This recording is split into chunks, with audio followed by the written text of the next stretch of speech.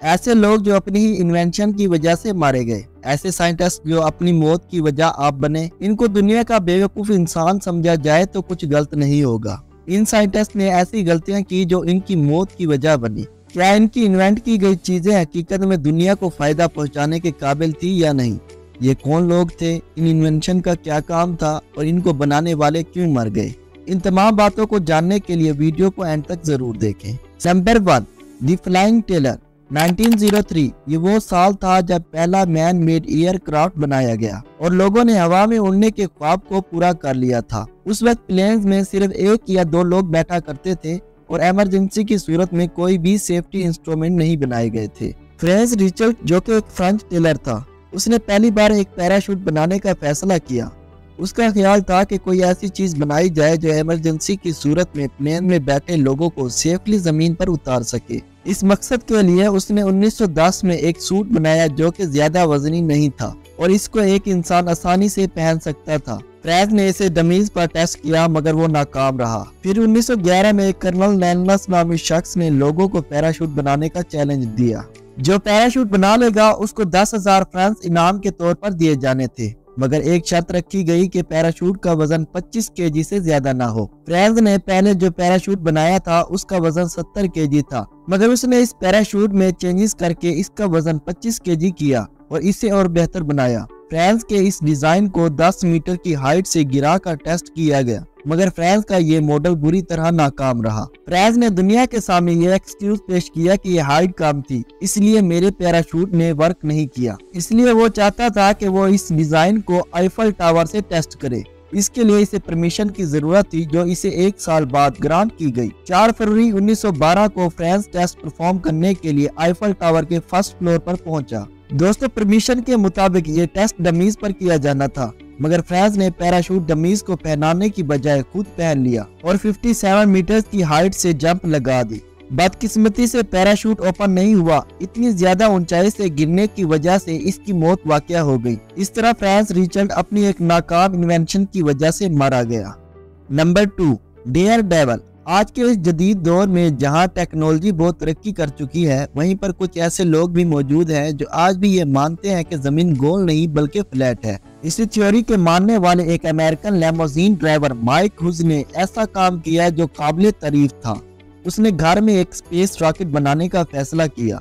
उसका कहना था कि वो ये रॉकेट बनाकर स्पेस में जाएगा और अपनी बात को दुनिया के सामने प्रूव कर देगा कि जमीन स्फेरिकल नहीं बल्कि फ्लैट है। 2016 में इन्होंने रॉकेट को बनाने के लिए flat earth fund raising campaign शुरू की, जिसमें इन्हें सिर्फ $310 ही मिल सके। इसके अगले साल ही माइक को फ्लैट अर्थ कम्युनिटी की तरफ से $8,000 दिए गए, जिसके बाद इन्होंने रॉकेट को बनाने का काम शुरू किया। माइक ने इससे पहले 2014 में भी एक रॉकेट बनाया था जो टेस्टिंग के वक्त 1 मिनट तक हवा में रहा और लैंडिंग के दौरान क्रैश हो गया। यानी कि माइक अपने पहले रॉकेट में बुरी तरह फेल हो गया था। इस दफा माइक ने पहले से बेहतर रॉकेट बनाने का दावा किया और फाइनली 2018 में वो एक पहले से बेहतर और एडवांस रॉकेट बनाने में कामयाब हो गया। 22 फरवरी 2020 इस दिन माइक के बनाए गए रॉकेट को स्पेस में लॉन्च किया जाना था, मगर इस बार कुछ ऐसा होने वाला था जिसके बारे में कभी किसी ने सोचा भी नहीं था। हुआ कुछ यूं कि जब रॉकेट को लॉन्च किया गया तो इसी वक्त उसका पैराशूट ओपन होकर रॉकेट से डीअटैच हो गया,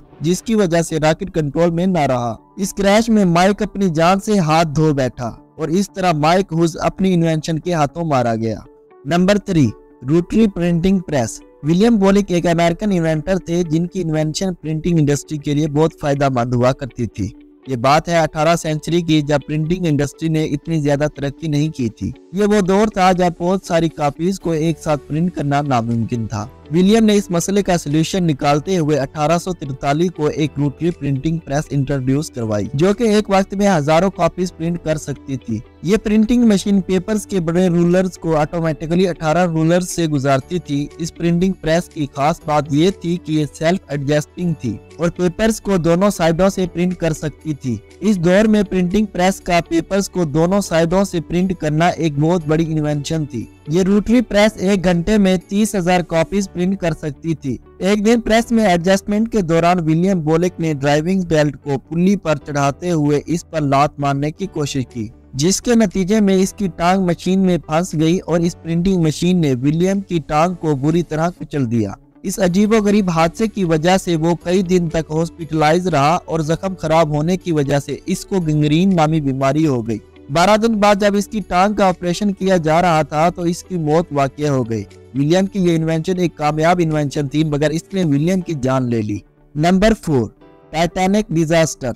ये वो इन्वेंशन थी जिसने न सिर्फ अपने इन्वेंटर की जान ली बल्कि इसके साथ साथ 15,000 लोगों को भी मौत की घाट उतार दिया। ये इन्वेंशन थी हिस्ट्री की सबसे बड़ी क्रूज शिप RMS टाइटैनिक, जिसे ब्रिटिश बिजनेसमैन और शिप बिल्डर थॉमस एंड्रयूज ने डिजाइन किया था। 1907 में थॉमस एंड्रयूज ने व्हाइट स्टार लाइन कंपनी की 2 वेसल्स RMS ओलंपिक और RMS टाइटैनिक को डिजाइन किया, जो कि अपने वक्त की सबसे बड़ी क्रूज शिप थी। कंपनी के मुताबिक इस शिप को अनसिंकेबल माना जाता था। 10 अप्रैल 1912 में जब टाइटैनिक ने साउथहैम्पटन से अपने सफर का आगाज किया तो उस वक्त थॉमस भी इस शिप में मौजूद थे। इस शिप ने 6 दिन सफर करने के बाद अपने एंड पॉइंट पर पहुंचना था। पहले 4 दिन तो सब कुछ ठीक था, मगर 14 अप्रैल की रात टाइटैनिक एक फुटबॉल फील्ड जितने बड़े आइसबर्ग से जा टकराया और इसमें पानी भरना शुरू हो गया। 3 घंटे के अंदर ये unsinkable cruise ship Atlantic ocean के ठंडे पानी में डूब गया और थॉमस एंड्रयूज भी इस डिजास्टर में मारे गए।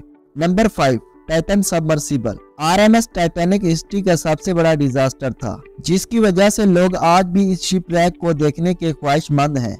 टाइटैनिक हादसे के 73 साल बाद इस शिपरैक का मलबा डिस्कवर किया गया, जो कि कनाडा के शहर न्यूफाउंडलैंड से 400 माइल्स दूर तकरीबन 4 किलोमीटर गहराई में मौजूद है। शिपरैक की डिस्कवरी के बाद अब तक बहुत सारे लोग इसे विजिट कर चुके हैं, जिनमें टाइटैनिक मूवी के डायरेक्टर जेम्स कैमरॉन भी शामिल थे। स्टॉकटन रश, जो कि American deep sea exploration company OceanGate के CEO हैं, उन्होंने अपनी कंपनी कोलीग्स के साथ मिलकर टाइटन नामी एक सबमर्सिबल को डिजाइन किया। ये एक छोटी सी सबमरीन थी जिसको एक रिमोट के जरिए समंदर के ऊपर से कंट्रोल किया जाता था। इस सबमरीन को खास उन टूरिस्ट के लिए बनाया गया था जो टाइटैनिक जहाज का मलबा देखने के ख्वाहिशमंद थे। कार्बन फाइबर से बनी सबमर्सिबल ने 18 जून 2023 को दूसरी बार समंदर में डाइव किया। पहली बार जब इस सबमरीन को टाइटैनिक के पास भेजा गया था तो इस सबमरीन की बॉडी पर वाटर प्रेशर की वजह से क्रैक्स पड़ गए थे, मगर इस बात को स्टॉकटन रश ने नजरअंदाज कर दिया और सबमरीन को दूसरी डाइव के लिए टूरिस्ट के साथ भेज दिया। इस सबमरीन में टोटल 5 अफराद थे, जिनमें से 2 पाकिस्तानी बिजनेस टाइकून बाप बेटा और एक इस सबमरीन का इन्वेंटर स्टॉकटन रश शामिल था।